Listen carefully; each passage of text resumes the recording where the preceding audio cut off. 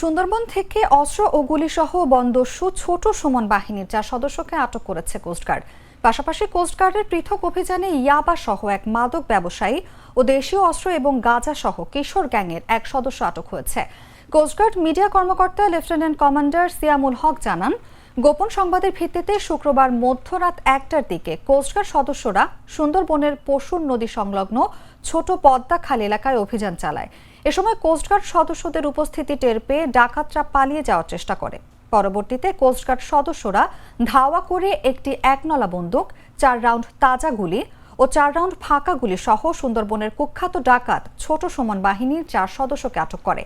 অপর এক ঘটনায় কোস্টগার্ড সদস্যরা সাতক্ষীরার শ্যামনগর উপজেলার সরকারি মহসিন কলেজ সংলগ্ন এলাকায় অভিযান চালিয়ে প্রায় 50 পিস ইয়াবা ও নগদ প্রায় 17,500 টাকা সহ এক মাদক কারবারিকে আটক করে।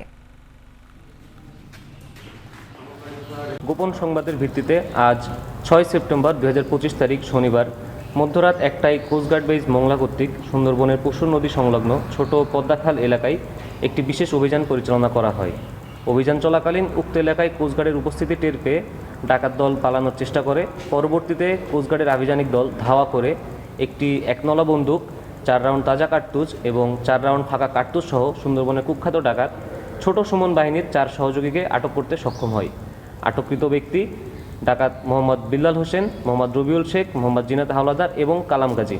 আটককৃত ব্যক্তিরা খুলনা ও বাগেরহাট জেলার বাসিন্দা। তারা দীর্ঘদিন যাবৎ ছোট সুমন বাহিনীর সঙ্গে ডাকাত দলকে অস্ত্র, গোলাবারুদ ও রসদ সরবরাহ করে আসছিল। এছাড়াও রাত 2টায় কোস্টগার্ড স্টেশন কৈখালী কর্তৃক শ্যামনগর থানাধীন সরকারি মহসিন কলেজ সংলগ্ন এলাকায় একটি বিশেষ অভিযান পরিচালনা করা হয়। উক্ত অভিযানে প্রায় 25,000 টাকা সমমূল্যের 50 পিস ইয়াবা ও নগদ 17,580 টাকা সহ একজন মাদক কারবারিকে আটক করা হয়।